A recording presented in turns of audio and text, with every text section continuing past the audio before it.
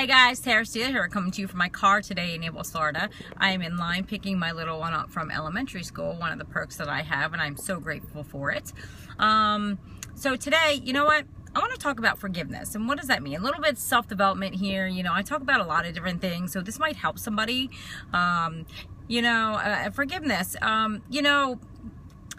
If you had a disagreement or an argument with a person, and you have to realize that you were friends or coworkers or something before for a reason, life's kind of too short to let these things get in the way.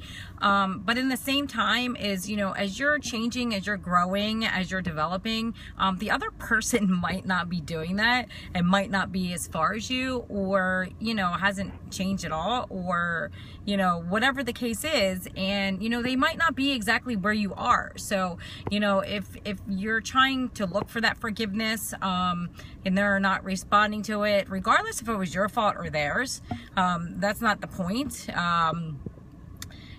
But if somebody isn't where you are, you can't get upset, and here's the thing is, life is too short, to hold yourself back for things that have happened in the past.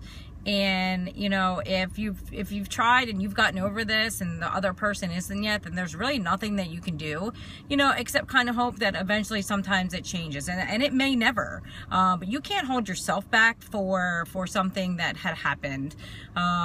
We all, and here's the thing, is not everybody's gonna like you, and that's just how it is. I've had a lot of people not like me, and I've also not liked people, but you can't, not everybody's gonna like you, and you have to kind of work on yourself and change those thoughts about people. Is always find the good in somebody, and you're not the same person that you were 3 years ago, a year ago, even 6 months ago. If you're working on yourself every day and changing every day, then maybe there's a reason why the people that were around you before aren't around you now, because you're changing and you're trying to better yourself, and they're not. And you just have to kind of get past that, get over it, and keep fixing yourself and moving on with yourself and find new people. I mean, it's that simple, because and the bigger you grow and the more confident you get and the better that you get, and the more that you see this, those people really aren't going to really matter to you anymore. And it's not a mean thing at all. It's just that you were in each other's lives for a reason at that point.